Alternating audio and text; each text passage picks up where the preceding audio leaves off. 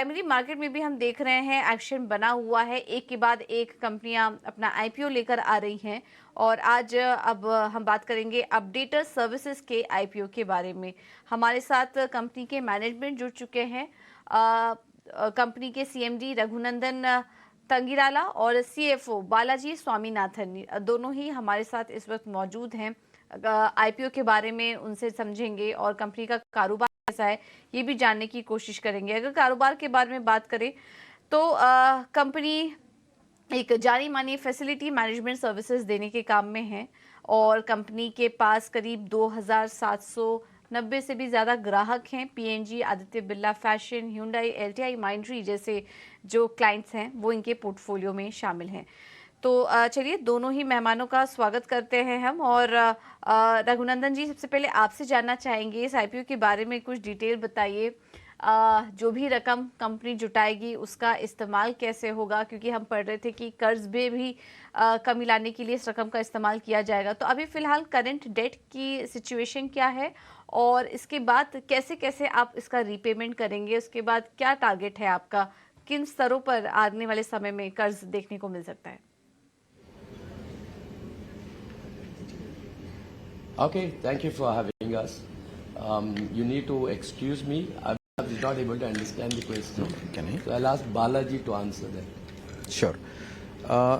So, madam, 400 crores का issue है, तो 400 crores में से 133 crores we are going to use it, उसको डेट को रीपे करने में यूज़ करेंगे, एग्जिस्टिंग डेट को, और 115 crores फ्यूचर वर्किंग कैपिटल के लिए यूटिलाइज करेंगे, और 80 crores ब्लाइंड पूल है एक्विजिशंस के लिए and unidentified targets, and balance जो है 72 crores वो तो जनरल पर्पस में चलेगा. So this is the breakup of how we are going to utilise the 400 crores जो हम मार्केट से आईपीओ में लेंगे, राइट. और on the question of the debt, right, net, so we have debt of about 172 crores as at 31st March 2023, right. So उसमें से 133 crores IPO proceed से prepay करेंगे.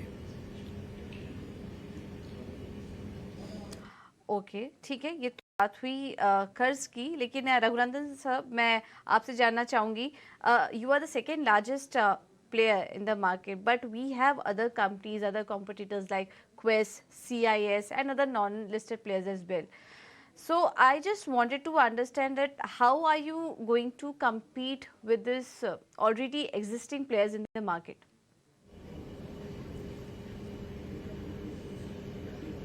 See, we have always been the market leaders. The names of the people you mentioned now are players now. We have been in the market from 1987. So we have been always, when we started, we were market leaders. Even now we are market leaders. How do we compete? Is our capability, is our scale of doing things, is the technology. That's how we've been market leaders for 30 years. से मेरा एक सवाल होगा, net profit अगर आप पिछले साल से अगर कंपेयर करें तो 40% नीचे कमज़ोर है, जो वीक ऑपरेटिंग परफॉर्मेंस की वजह से देखने को मिल रहा है. तो प्रॉफिट पर आपका आउटलुक क्या है आगे के लिए, बालाजी? ओके, सो ये I won't say there is a decline, profit नीचे नहीं आया हुआ है. मैं आपको एक्सप्लेन करता हूँ. तो हमारा टॉप लाइन जो है वो 2022 में it's closer to about 1500 crores. So वो अभी बन गया 2100 crores in FY23. And if you look at the adjusted EBITDA, which has moved from 108 crores in 2022 to 145 crores in 2023, right? So then आपका ये adjustment जो है, तो अगर आप financials देखोगे reported numbers में जो आ रहा है, there is a fair value adjustment that is coming in, which is relating to the payable to the promoters of the acquired subsidiaries. तो इसमें क्या होता है, so in FY23 अगर आप देखेंगे तो 42 crores का इस इम्पैक्ट हुआ है. वो एक्चुअली बिजनेस रिलेटेड ऑपरेशनल नहीं है, तो it is more of a capital nature. The reason why मैं आपको बताता हूँ.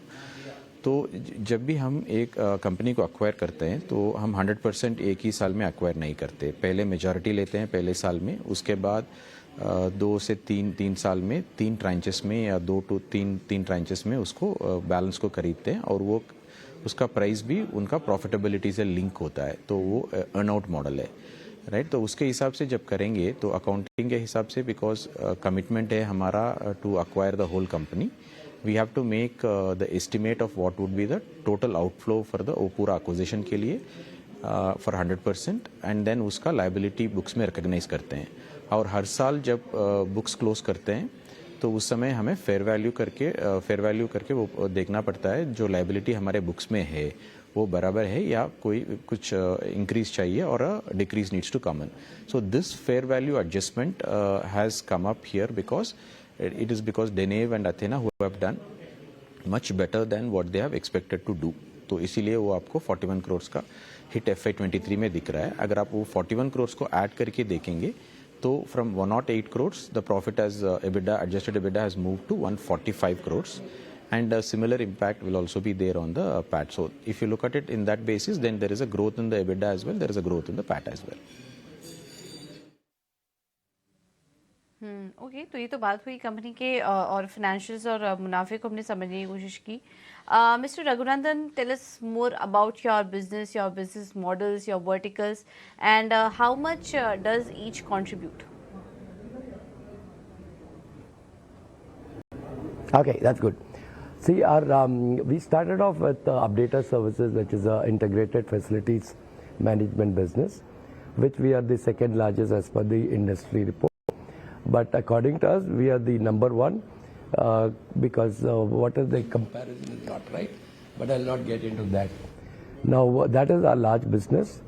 We technically, I mean, in terms of revenue, March 23, the facilities management business was about 1,800 crores as of March 23, and the other business is about another 400 crores with the business support services. So we technically ended up March 23 at 2,100 crores. So that is the revenue. In terms of profitability, we do about close to 5% in the facilities management, and we do about 15% in the business services. In the business services, we have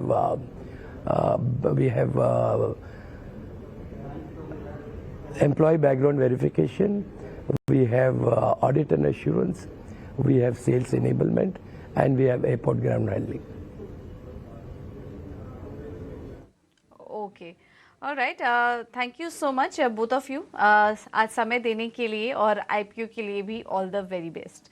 तो ये थे updater services के management, हमारे साथ CMD और CFO जुड़े थे। आगे और भी इस तरीके की चर्चा उनके साथ करेंगे, उनको हमारे साथ शामिल करेंगे। आईपीओ के बारे में बताएं तो 25 सितंबर से 27 सितंबर के बीच ये आईपीओ खुलेगा और जिसका प्राइस बैंड है 280 से 300 करोड़ के बीच है, जिसके जरिए 640 करोड़ रुपए जुटाने की योजना है कंपनी की, और इसका इस्तेमाल कंपनी आगे के ग्रोथ प्लान्स और अपने कर्ज को कम करने में करेगी।